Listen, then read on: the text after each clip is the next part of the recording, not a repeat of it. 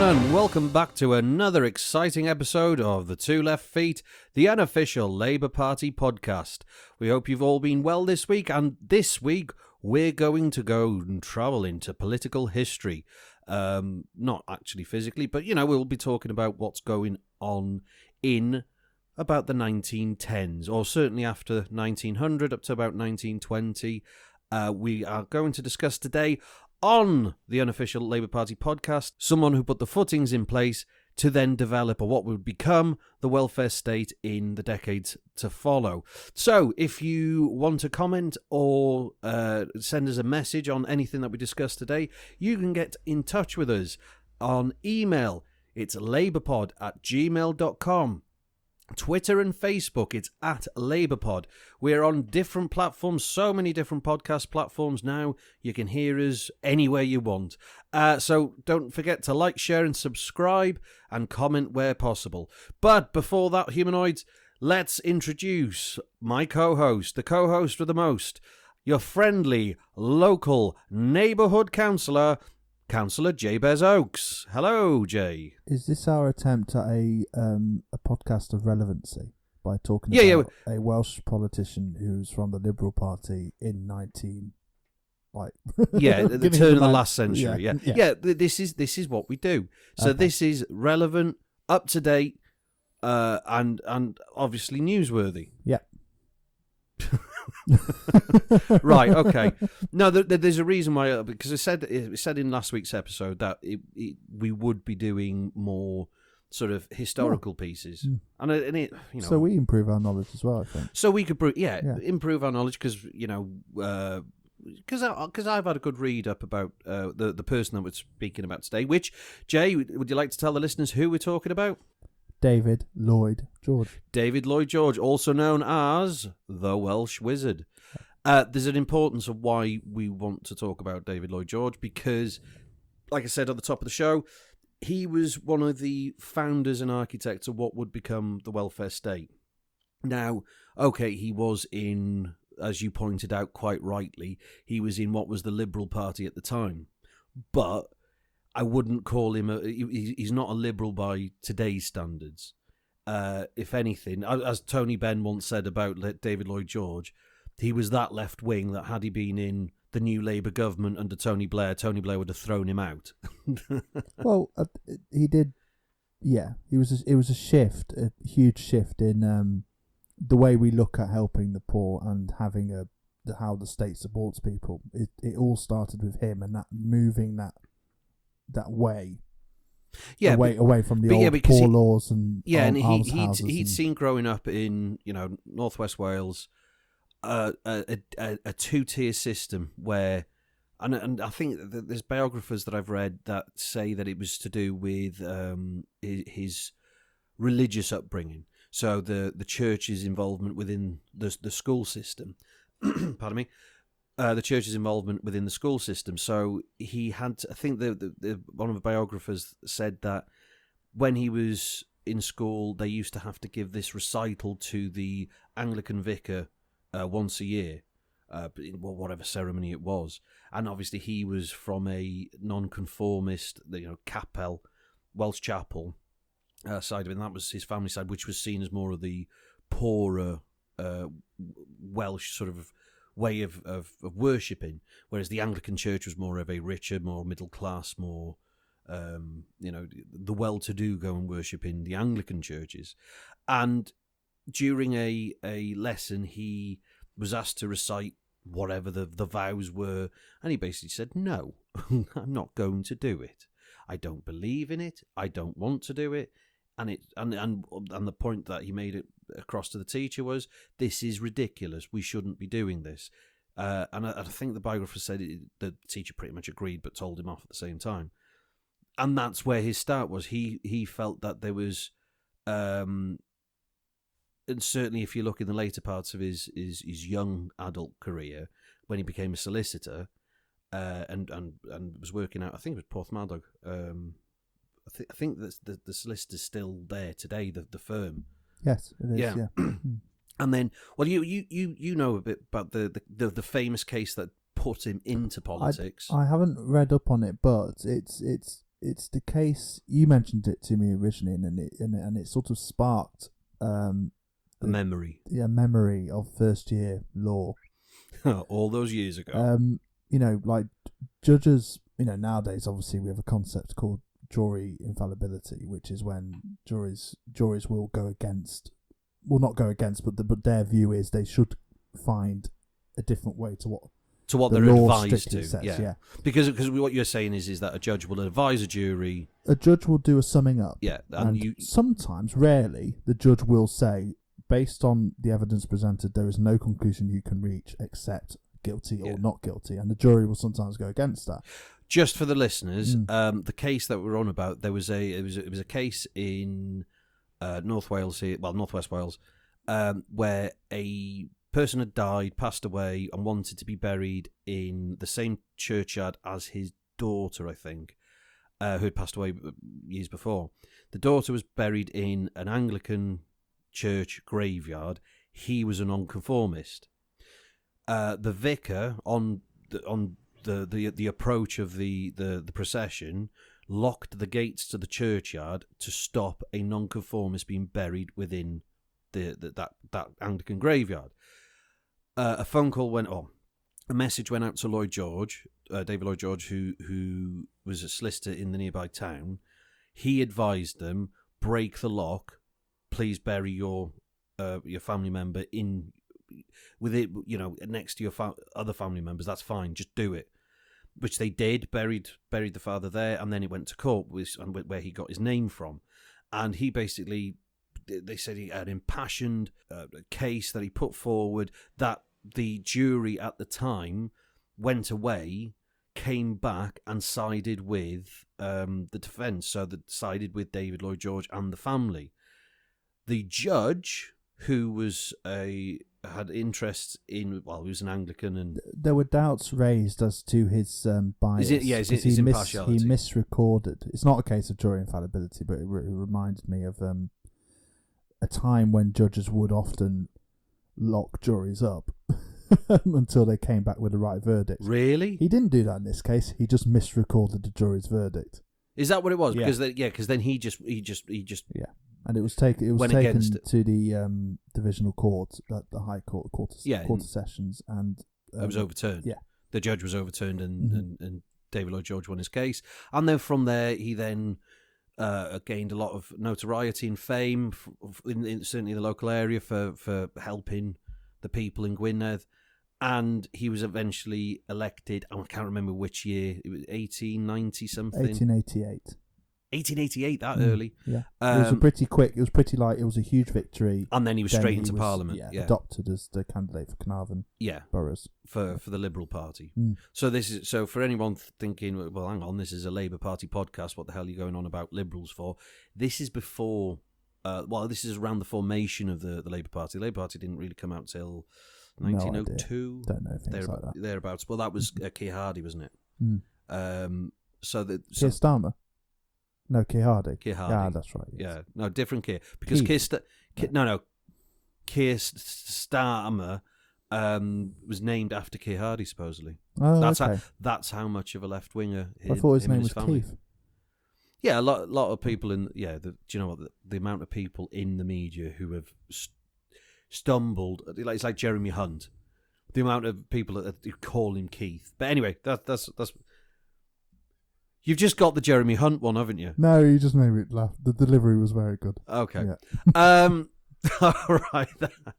Have you not noticed I've been doing that in every podcast up to now? What, the Starmer thing? Doesn't matter. Doesn't matter. Sorry. If you got to explain a joke, I know. It's not funny. You just make things not funny, Joe. I know. You make things not funny. Yeah. So David Lloyd George. I mean, I don't really want to go into a massive biography of David Lloyd George, but the key points are fella from North Wales, solicitor, very good orator. From a young age was a certainly person that fought for social justice where he saw it. And one of the things that he was impassioned about was to remove and get rid of the slums, the slums and the workhouses and everything that you would associate with a Dickensian Britain. He was trying to move in terms of politics and move social justice forward, so people had a better life. So when, sorry, I was just reading. Sorry, go on. Yeah, Yeah. But then this is the thing. When we actually talk about David Lloyd George, and a lot of people who speak about him do so in sniggered tones, mainly because of the controversies of David Lloyd George's life. Certainly, and we'll get it straight off the bat. He was naughty. He was, yes, he could be very naughty, especially when it came to women. Yeah, and he was known to be quite promiscuous. Yeah, I think so. Until he settled in a three-way relationship. Well, sometimes that's what. Yeah. Yeah, he was in a throuple for 30 years. And it seemed, well, judging by what the biography I read was, there were three of them were quite happy with the. Oh really? I didn't know that. The three of them were quite happy with the arrangement. I guess they're very modern, very liberal. Yeah, you're looking at me. No, it's fine. Yeah. But then he was a radical, I think. And this is what I was about to go on, is his radical pushes when he was Chancellor of the Exchequer. So back in 1911, this is where he first had the ability to push policy. Well, it was 1909, wasn't it? Was it 1909? People's budget, yeah, because it took a while because of what happened. So hang on. So the Parliament Act was 1911, and it took 2 years, right? Okay, sorry. I thought it was all in 1911. So no, it's just good to the story is it's a long thing. When was the split in the Liberal Party between Lloyd George and Herbert Asquith? I think when they proposed the budget initially. It was immediately after, was it? So Lloyd George pushes a budget in 1909 which basically taxes rich landowners to provide finances for social care and to push basically, was it social housing and things like that he was trying to push for? So there'd already been some form of insurance. So it was to do with it was a precursor to the idea of national insurance. Yeah. That was it. So when this whole budget came through and the costing for it was delivered, it was basically very wealthy landowners would be taxed on their land that they owned. Well, this is how bizarre. It wasn't even their land value. It was increases in their land value. So as their land value, it wasn't even like, oh, we're going to tax you for the large amount of land you have. It was just how much. It was something like capital gains tax. Almost. Yeah, it's similar to what is quite openly accepted. Stamp tax, I suppose. Yeah. Now, listeners, you might be very surprised by this, but these rich landowners who had all of this, wealthy amount of land, and guess what? They were also peers of the realm. You know, some of them quite a lot of them were lords in the House of Lords, didn't take to this budget quite well. In fact, they pushed against it to the point where they rejected the 1909 budget. Yep. And sent it back to the Commons and said, no, we are not ratifying this. This is not going for ascension. And back then, only 100 odd years ago, which is how mad our country is, it meant all these hereditary landowners could actually stop a government's budget. A political full stop, politically elected representative of the people, and this is where the first big change to the House of Lords occurred, which we were talking about before, because by in the meantime, before that Parliament Act came up, because the Parliament Act basically was a reform on the House of Lords, where they could only delay certain bills. Yeah, which is still the function. Well, still the system that's used today. No, there were further reforms which made the time less. Yeah, so I think the first one, it was 2 parliamentary sessions, which is 2 years normally, and then nowadays it's 1 parliamentary session, which generally makes it a lot quicker. Yeah. But besides that, the whole concept that the David Lloyd George pushed was that the Lords could not stop a Act of Parliament from the House of Commons. It gave the power to the House of Commons to force through bills. Yeah, which has happened. Which has happened quite a few times. Yeah, the most recent one, famously, was defox hunting. Do you know what? I was going to say it must have been Blair's government. Yeah, because that was the whole point. That first year in 97, 98 was massive. They got a lot massive done. reform. Yeah, hell of a lot done.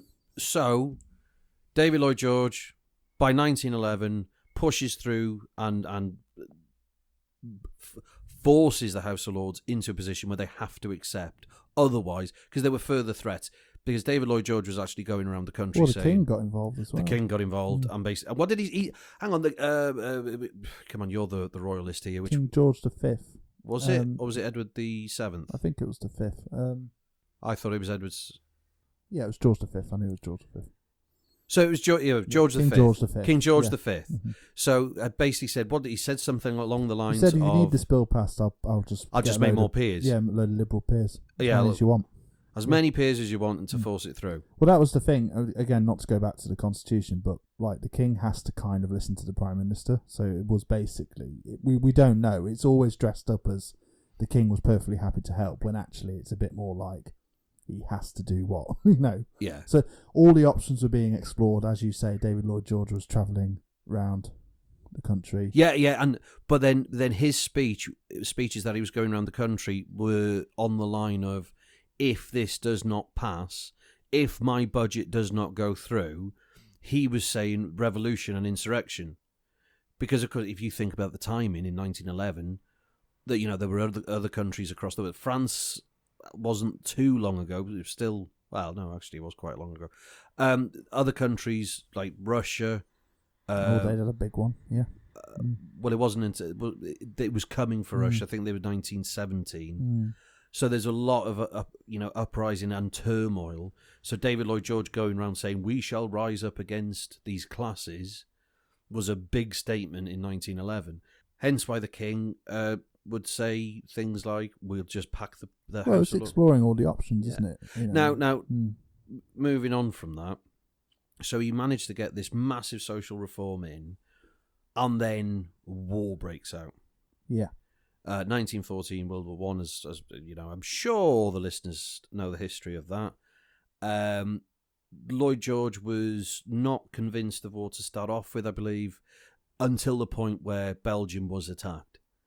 So he whereas the talk of war was being ramped up before that point, he was, as you'd imagine, slightly liberal. But when 1914 came along and Germany attacked Belgium, he went full headlong into it. Now we're at war. They have attacked Belgium, and I don't know if the fact that Belgium's the same size as Wales or something that he felt that, but he went full into it, and he was known as a wartime chancellor. Certainly regarded by many. By the time the war ended, he was prime minister after 1916. After was it Herbert Asquith was ill, and was it? I'm not too sure there. And then he was seen as the victor of World War One before. Well, the Great War wasn't. He was Minister of Munitions. He was, yeah. Yeah, but because you experience. Because back in that sort of time, it needed organising on a very, very, very, very large scale. The whole concept, because at the time Ramsay MacDonald, who was, the Labour Party, was he? Yeah, he was. No, he wasn't leader at the beginning of the war. Had said quite often that he was against war. He voted against war, and he was damned for it to start off with. But by 1919, 1920, when Ramsay MacDonald came back to the Houses of Parliament as an MP, he was seen more in a favourable light as we shouldn't have gone to war. There should have been more talking. By 1918, David Lloyd George had, as people said, he was at the height of his powers, and if he wanted to be Prime Minister forever, he could have been at that point. Now, by 1920, his sort of stock went down. And I say stock went down in a sort of nice little link that the Marconi affair. Yeah, well, he was. Yeah, he did have a few issues where today I think they'd call it insider trading. I think back then they called it insider trading. I think it was, wasn't it after these sort of situations that it then became, because it wasn't illegal at that point. It wasn't against the law. No, but it was. It became against the law because of high-profile cases like David Lloyd George. Now, going through the 20s, he did try and push more social reform, but unfortunately, because of the political turmoil after the war and certainly what happened in the 1920s with all the different kinds of governments and Stanley Baldwin getting involved and Ramsay MacDonald, that his ability to push his liberal agenda started to wane, especially when the Labour Party had come in and actually shown a definite left-wing way of dealing with a financial crisis after a brutal war. Because remember, when David Lloyd George was Prime Minister in 1918, he said that he would create a nation and a home fit for heroes. And then by 1920, he didn't fail. Well, he didn't go as far as he was hoping, especially when it came to jobs, because by there was 2.5 million people out of work. Well, it all tied in with the Great Depression, all the beginnings of the Great Depression. Well, with the Depression here. So there were clearly, going back to that sort of shift in stuff. There was the Employment Insurance Act 1920, which extended national insurance to 11 million additional workers. Agricultural Act 1920, which provided for farm labourers to receive a minimum wage, while the state continued to guarantee farm produce until 1921.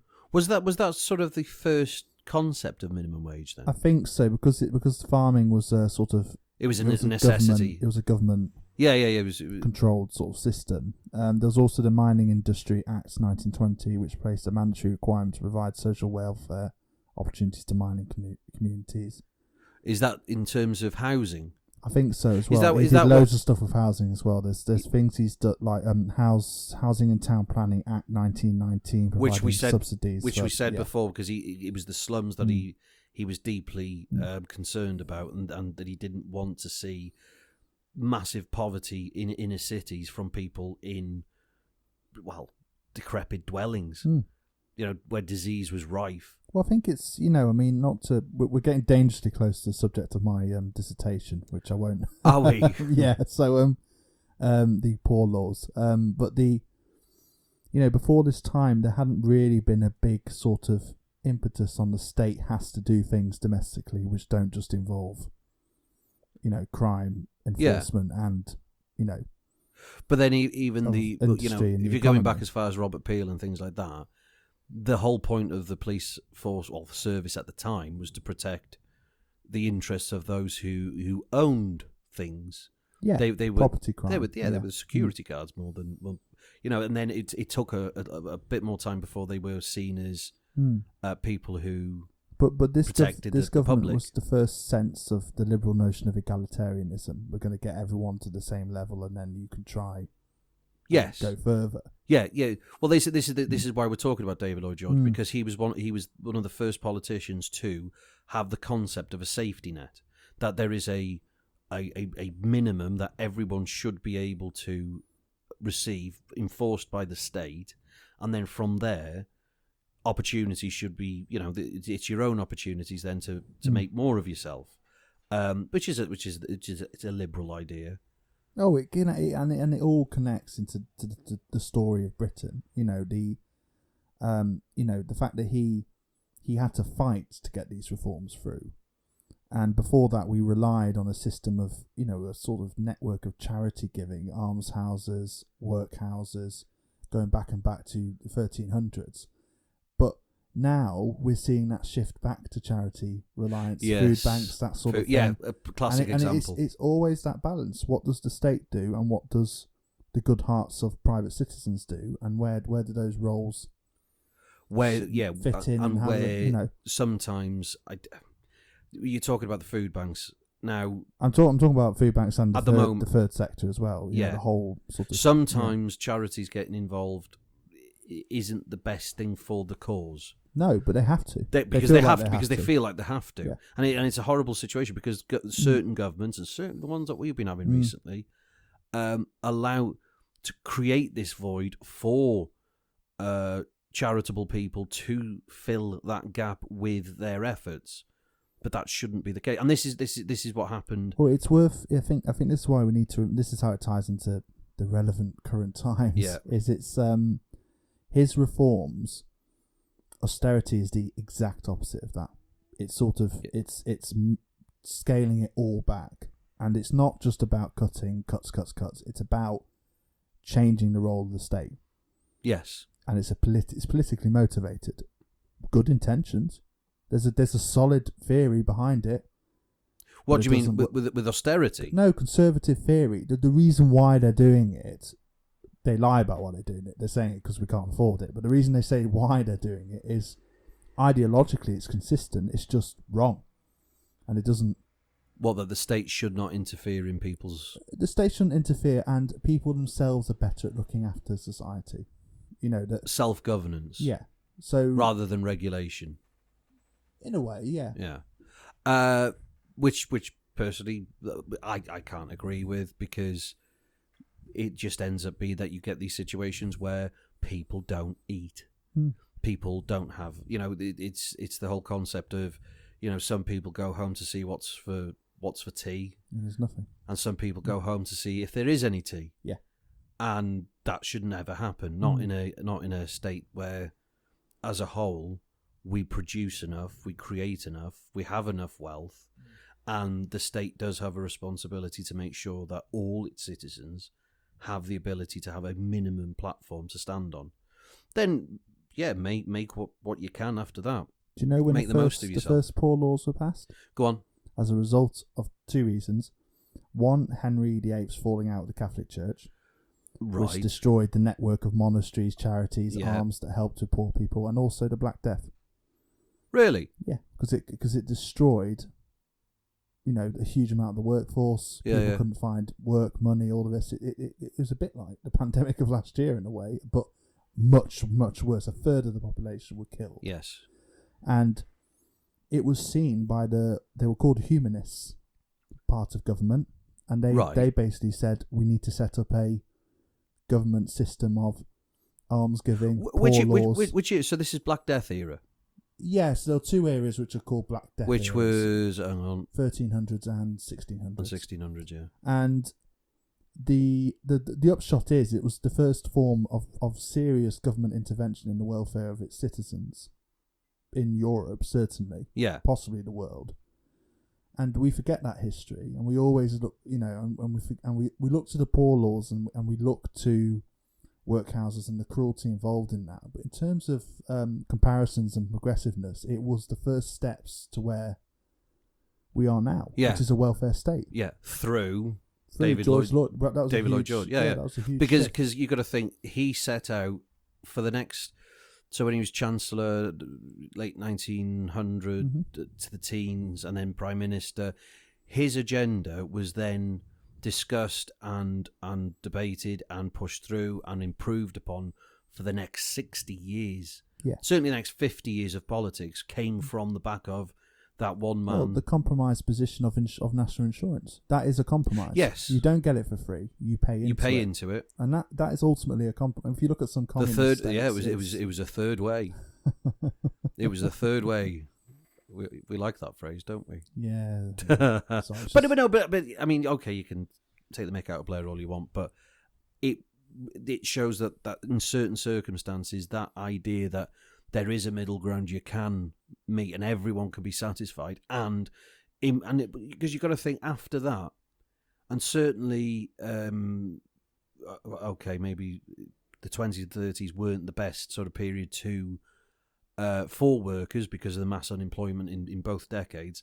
But certainly by the 50s and 60s, you had a massive, healthy, educated workforce that were producing so much. You think the boom of the 50s, 60s, of all these different products, all these different ideas, all of these different inventions, all from the fact that people aren't as concerned over,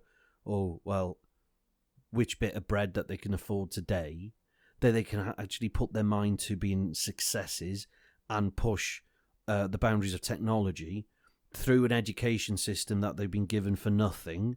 And certainly by the time the 70s come along, and a lot of these people are now university educated, the advancements this country has seen on the back of looking after and providing a stable, safe platform for all its citizens has benefited us so much certainly in the last 50 years.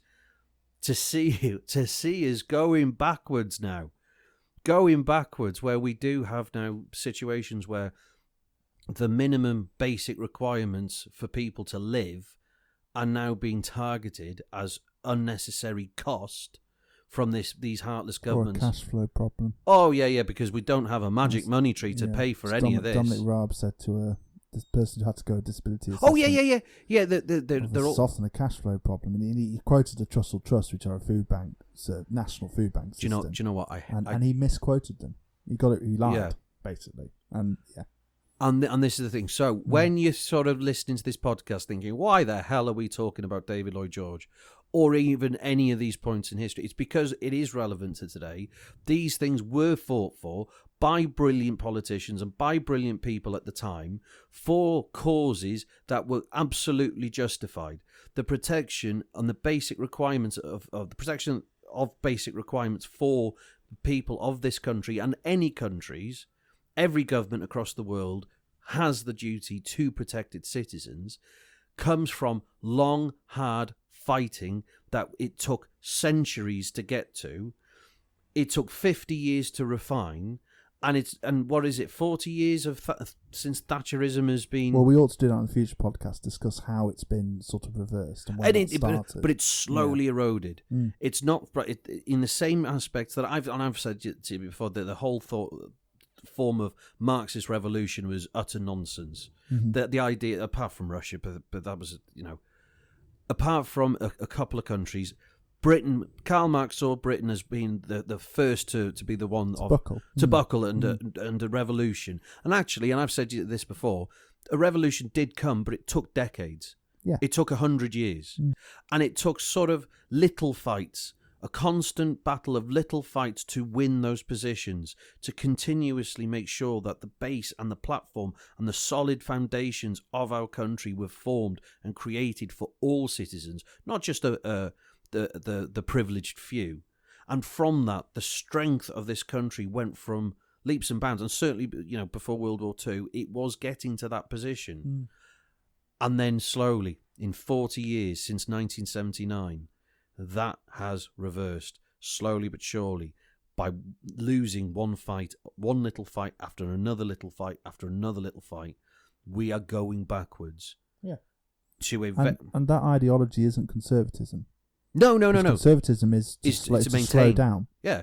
We've had conservative reform, which is slow. This is what you were talking about, how slow, how long it's taken in some ways, too long in some ways. This isn't conservatism. This is something else. No, this is, and I hate to say, this is a neoliberalism. Sorry. Oh, it's not neoliberal. No, it's not. We can get into that. No, because I think it's an influence from our American cousins, and certainly a republicanism sort of influence where Reaganomics. Yeah. And well, it's called monetarism. I mean, we don't get into it now, but that's definitely when it started. This shift again, another shift from Keynesianism to monetarism in Britain, which changed the focus of the economy from ensuring full employment to ensuring low interest rates. There you go. Yeah, and that was the beginning of this sort of slow erosion over time. And this is the thing. Okay, I know Labour Party in the UK Labour Party at the moment might not be appealing to everyone, but certainly you've got to look at it.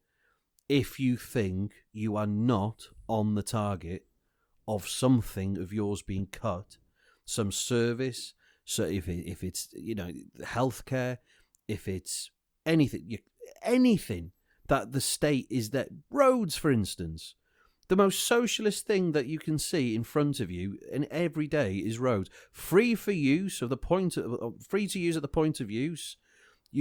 you can use any pedestrian can walk on it, any car can go on, any bike can go on it. I promise you, there will be a point where the whole idea of private roads may come in, just like in the USA. Well, toll roads. There are private roads. There's private motorways. There's private. Yeah, you know, well, they the, do the, this. the M6 toll, that's already started. So if you ever suddenly go on a bad bit of motorway, I guarantee it's privately owned or privately built. Yeah. Yeah. Well, well, not in this country because it's highways. Anyway, it doesn't matter. Not getting into that one. So back to David Lloyd George. So I know you've got the wiki article.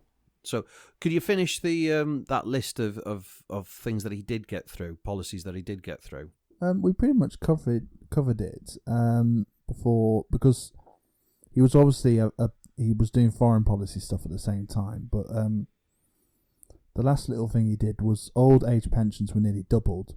So from £26 5 shillings to £47 5 shillings a year. Does it give a date of roughly when that was? Because that was one of the big things at the time, is where old age pension was an issue, because 1920. I said it was around 1920.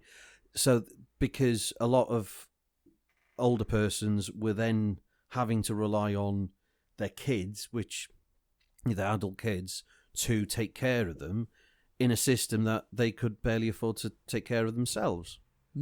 So, you know, here's a thing for all of you people coming to old age pension, you know, age now, and you vote Tory. Well, imagine your pension disappearing, because that's a socialist thing to do. That's a left-wing thing to claim. Well, it's surprising the amount of people I talk to, and they say, and it's, you know, it's shocking really, because they're saying, well, is this all I'm going to get? And I'm like, well, yeah. And they're like, well, I've paid into this my whole life. Like, our society, whatever side of the political spectrum you're on, understands that our government and what you get from it functions because you pay into it. Yes. So, and David Lloyd George came up with that notion. Him and other people came up with that notion. That's how we were going to do it. That's how we were going to get the state to look after people, was by saying, through national insurance to others, well, we'll make them pay taxation. You know, it's all basic government stuff, but it feels like nowadays, and in this current climate, that has to be explained. Yes, which is worrying. But and not even explained to normal voters, because they do understand it. I speak to them, they do understand it. It's explaining it to other politicians and other scholars of, yeah. Right. Before we close our episode on David Lloyd George, I think there's a couple of things we have to mention about his life. One thing being, he was a controversial figure, because especially towards the end of his life, because he did sort of associate himself with the Nazis. He went to Germany. He did. And he had a look at a few projects they were doing.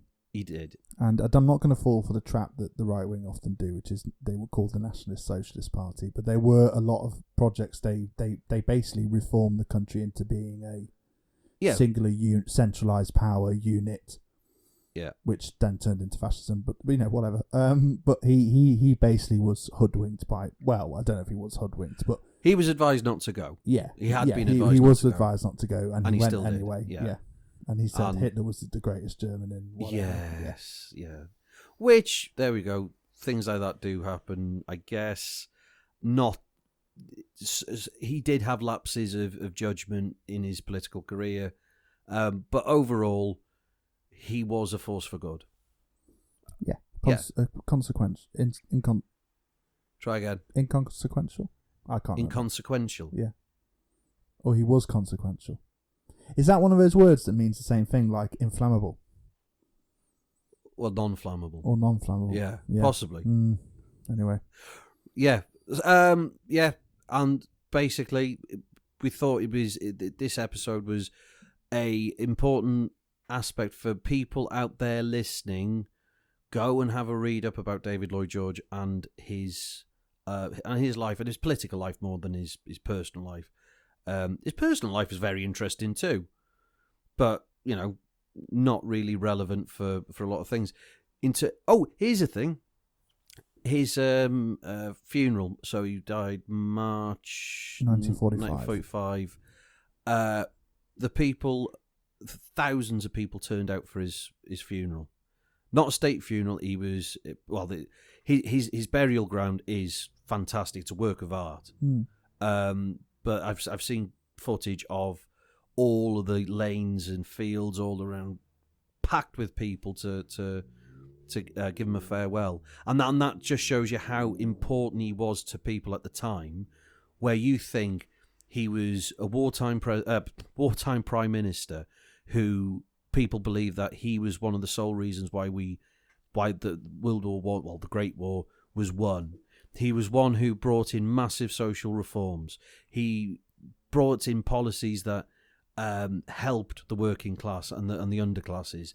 He reformed the House of Lords to an extent where Tony Blair wouldn't have been able to do half the things he did if David Lloyd George hadn't have set those and Clement Attlee couldn't have done half those things either. Well, he had to pass another act. But then that's the thing. All of those successes and to where we are, well, certainly where we went to, it was all started from David Lloyd George. So, by all means, not just the greatest Welsh politician to have ever existed, one of the greatest politicians, hence why his statue stands at the door to the House of Commons. And people do need to know his name. He should be held in just as high a regard as a lot of people who hold Churchill to high regard. Yeah. Faults there too, but that's the kind of level of politician. That's a whole podcast in itself. Yeah, that's a whole podcast in itself. But that's the kind of level that David Lloyd George should be held, and he should be remembered. And the fact that a lot of people today don't know him or know his name. If you talk about the prime ministers of the 20th century, they'll say Thatcher, they'll say Clement Attlee, they'll say Churchill. Yeah. They should also say David Lloyd George. Yeah, absolutely. If you're going to mention those, he's one of the greats. You should say he is absolutely one of the greats. Right then, so for all of you out there in podcast land, do have a look at yourself and do have a little bit of research into David Lloyd George, because fascinating character, great character, and also, if you do want to share any of your comments or views about David Lloyd George, you can contact us here on the Two Left Feet on our email address, which is labourpod@gmail.com. You can contact us through Twitter and Facebook. It's @LabourPod. Plenty of platforms and places you can leave comments on our podcasts. We do read them all when we can, if we do find them. And if we'll try and read out as many as possible on the podcast when we actually get them. Do you realise as well, this is episode 10. Is it? We've done 10 episodes. That's a shock. Amazing. We're in double digits now, Jay. We're in double digits. So until next time, humanoids, from me, your host, Dafydd Vaughan, and your friendly local neighbourhood councillor, Councillor Jabez Oakes. Bye. We say goodbye, farewell, and see you next time on the Two Left Feet. Goodbye.